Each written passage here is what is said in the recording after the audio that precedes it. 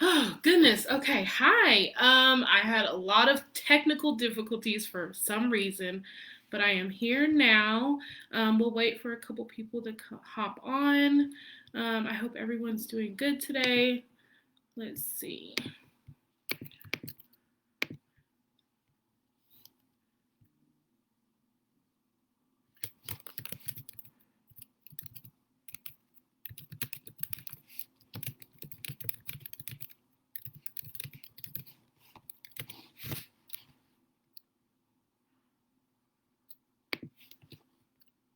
Hi, everybody. Hi, my name is Mrs. Mackey or Chelsey Mackey. I am a guest reader today, and I am so excited to be here. Let's see. I am from Dallas, Texas. Where are you guys from? Let me know in the comments where you're from. Today it was a little rainy this morning, and I think it's getting sunnier. Let's see. And so it is about 12:11. I had a little bit of issues getting on, but we're here now.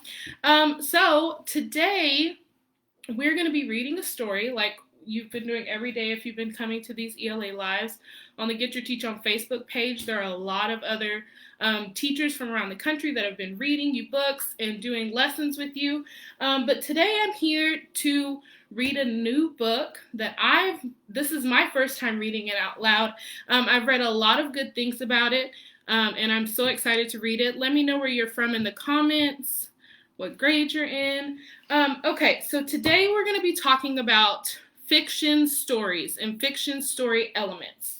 Okay, so every single fiction story has characters, which are the people or the animals that are in the story, the settings, which is where the story takes place. Then you'll also see the plot, the sequence of events that are in the story, and then problem and solution. So that's something difficult that the character is trying to overcome, and how that problem was solved. And you should all be kind of familiar with this. I'm sure you've seen this a lot in your classes. So we're going to go over this today, but I want to pay special attention to problem and solution. So just like today, I had a problem.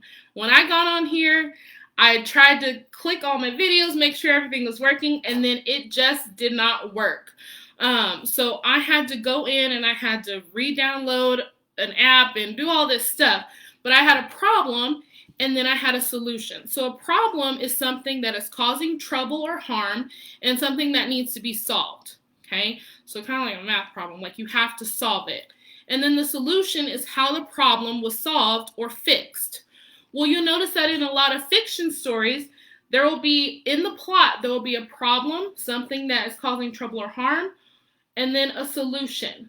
Okay, so here's an example down here. I put Sophia, because that's one of the characters we're reading about today. Sophia fell on the playground and hurt her ankle.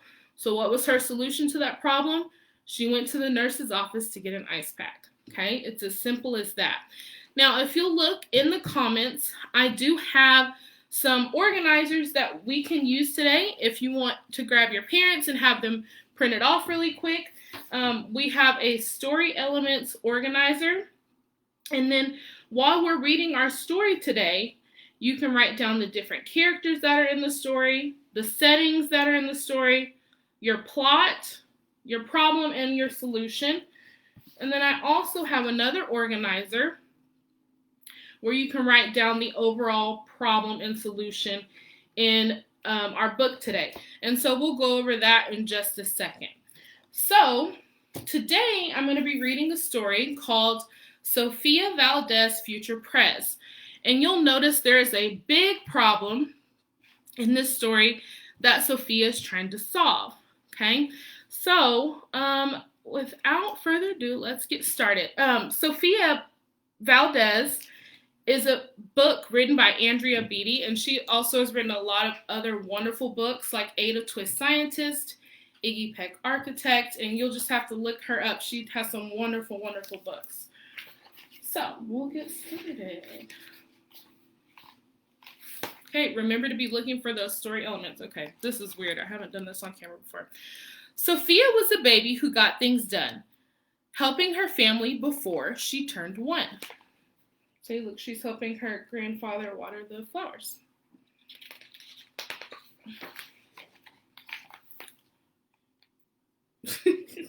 She and Abuelo went out every week to help elderly friends around Blue River Creek who couldn't get out and about on their own and with no place to gather were stuck home alone.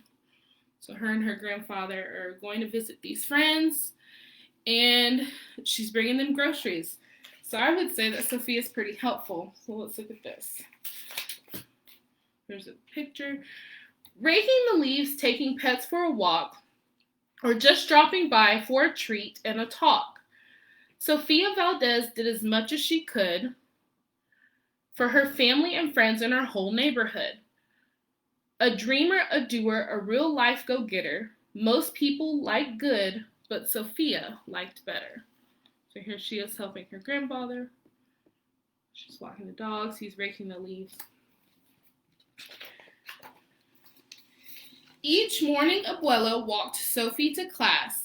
They walked home again along Blue River Pass, making plans, munching cookies, Abuelo and girl, except for that Tuesday when Pup saw the squirrel.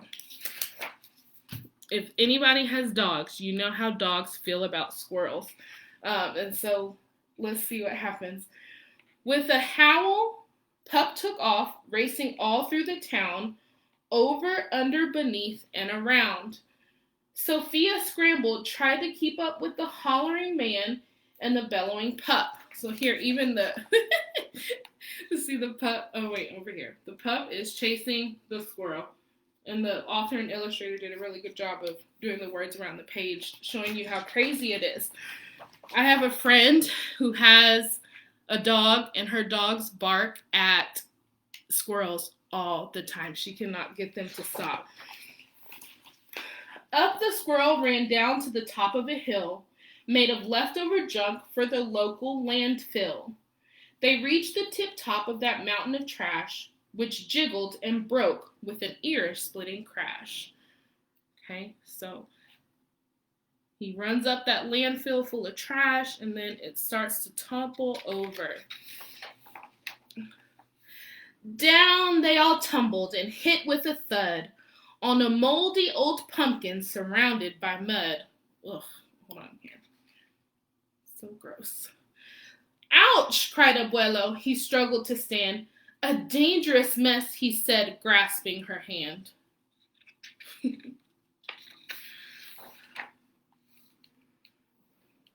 The next day, Sophia walked to school solo, but it wasn't the same without her abuelo. This is not right, declared young Sophia, who glared at Mount Trashmore and got an idea. So far, Sophia has found this big pile of trash, this landfill in her town, and so she's got an idea about that problem. So let's see what she does. The very next morning at dawn, she planted a sign at the front of the lawn. She stood back and smiled, and Pup gave a bark. Let's see what happens. Each of her let's see what the sign said. I'm sorry. Get rid of Mount Trashmore and let's build a new park. So that's Sophia's solution to the problem. She wants to build a new park. Each of her neighbors had something to say about benches and fountains and places to play, meeting spots, gardens, a basket for bees, a rubber duck pond, and a kiosk for cheese. She drew every thought on her map of the park, which was perfectly perfect by a quarter till dark.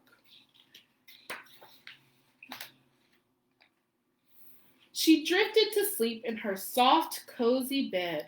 Then, bam! She woke up when a thought smacked her head. Now, did it really smack her head? No, but she just had a really good thought, and you can tell in her face she just had it. Has anyone ever had a thought lying in bed? I sometimes my mind races at night, Her heart skipped a beat as she realized each one of her neighbors had said, "Let me know when it's done." They all thought Sophia could build it alone, but how could one girl do so much on her own? The weight of that thought made her tender heart ache as night thunder growled and she lay wide awake.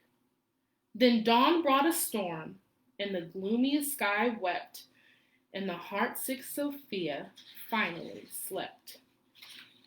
Okay, she's like, how in the world am I going to do this by myself? Well, let's see what she does.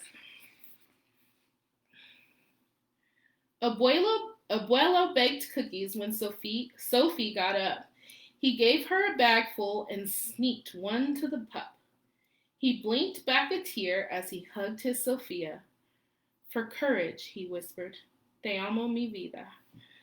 Sophie's knees wobbled. She felt weak inside. She looked at his ankle and quite nearly cried. Though she didn't feel brave or courageous at all, Sophia Valdez went to face City Hall. How do we think Sophia's feeling right here? Look at that picture. I would say she's feeling a little nervous, a little scared. I was actually a little nervous to get on today, so I feel her on that one. So here she is, the beautiful illustration. She's in front of City Hall. Let's see what she does.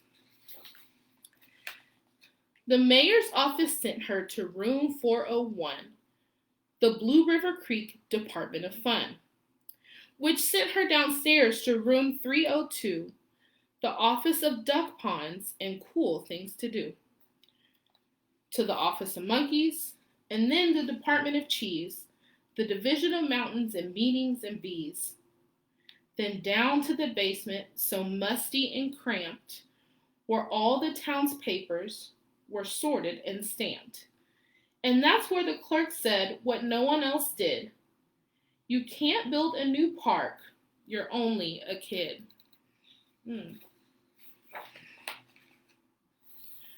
The word smacked Sophia deep down in her heart. Her plan was cabooshed before it could start. "I think," said Sophia, "I think that law's wrong." But her second grade voice didn't sound very strong. The clerk said, "Clearly it cannot be done. Do you have any questions?" Sophia said, "One. If you were me and if I was you and he was your grandpa, what would you do?" Well, said the clerk. Then she said nothing at all. She thought and she thought. Then she sent out a call to every employee throughout City Hall. The entire government of Blue River Creek crammed into the office to hear Sophie speak, but her words jumbled up and her cheeks turned bright red as a dozen emotions rushed into her head. Her heart beat so loudly she thought it would crack. The crowd leaned in closer. Sophia leaned back. Then her arm brushed the edge of the old cookie sack, and that was the moment when Sophia first knew being brave means doing the thing you must do. Through your heart cracks with fear, though you're just in grade 2. So she took a deep breath, looked the mayor in the eye, and though her knees wobbled, she held her head high. Sophia started talking. She spelled out her plan and why it all mattered and how it began.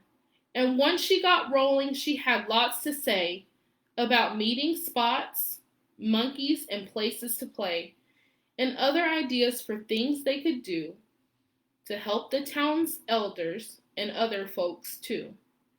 She had thoughts on the library, thoughts on the zoo, and perhaps a way to combine the two. And "All right," cried the mayor, "go start a petition. If the town wants a new park, we'll form a commission." Look, out protesting. And so young Sophia got right to work with some help from her family and pup and the clerk. Now they're saying, let's build a park for everyone. Sign our petition. Then others joined in, not all, but a few, like Miss Leela Greer and the kids in grade 2. Look, all her classmates. And if you look, you'll see some of the other kids that her stories are about. So cute. There were hearings and surveys and taxes to figure, then bulldozers, cranes, and a blue bigger digger. They all built that park, that's how it got done, with the hard work of, by, and for everyone. But it began with the dream of one person, just one, who laced up her shoes and then led the way to help Blue River Creek get a new place to play. Now, every evening till long after dark, the town comes together at Citizens Park. They all hold this truth to be self-evident, that Sophia Valdez could grow up to be president. Until then, Sophia, that real-life go-getter, helps Blue River Creek get better and better. The end. Very good. So even though Sophia was a second grader, she was able to make change too. So let's go back to our story elements. So I want you to think about these story elements. Who were the characters in the story? Go ahead and add those in the comments for me or write on your paper. Who are the characters in the story? Let's look. Let's take a look.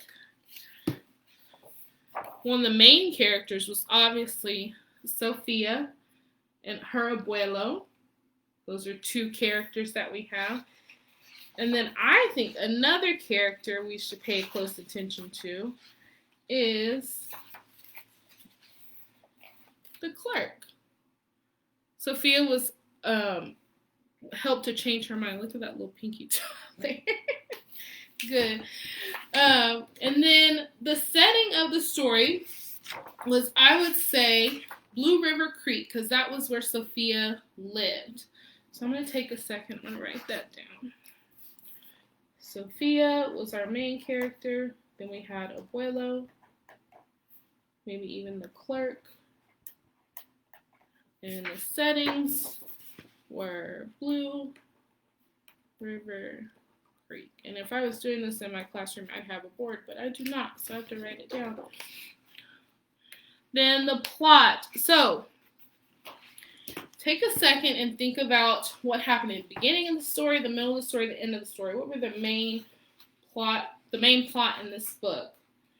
And then we'll talk about the problem. So that's funny, I was already on this page.